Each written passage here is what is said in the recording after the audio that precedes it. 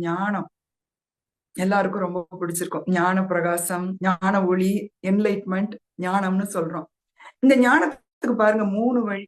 அஞ்ஞானம், ஞானம், மெய்ஞானம். அஞ்ஞானம்னா ஒரு அறியாமை. அதுல இருந்து ஞானத்துக்கு வரணும். அந்த ஞான பாதையை நம்ம தெரிஞ்சுக்கணும். அதுக்கப்புறம் தான் மெய்யான ஞானம் கிடைக்குமா?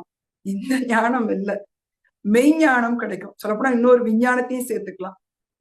அஞ்ஞானத்துல இருந்து விஞ்ஞானம் வந்து, விஞ்ஞானத்துல இருந்து ஞானத்தை அடைஞ்சு, ஞானத்துல இருந்து நம்ம மெய்ஞானத்தை அடைய முடியும். மெய்யின்னு சொல்லும் போது பார்க்கலாம், நம்ம வந்து கடல் அலைகள் மாதிரி இருப்போமா மனிதர்கள். அது வந்து பிரபஞ்சம் வந்து கடல் மாதிரி இருக்குமா.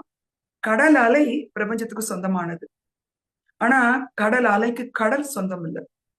நம்ம அந்த நிலையில இருக்கோம். அலைகளை அது உருவாக்குனாலும் அது அதற்குள்ள அடங்குனது. ஆனா அலைகளுக்குள்ள கடல் அடங்க முடியாது. அந்த ஒரு ஞானம் நமக்கு தெரியணும். நமக்குள்ள கடவுளை பார்க்கலாம். அது அவனோட அருளாலதான். அவன் அருளாலதான் இந்த பிறப்பு. அதனால அதுக்குள்ள வருது அந்த பிரபஞ்ச சக்தி, ஒரு துளி. அந்த துளிக்கே அவ்வளவு வலிமை இருக்கு.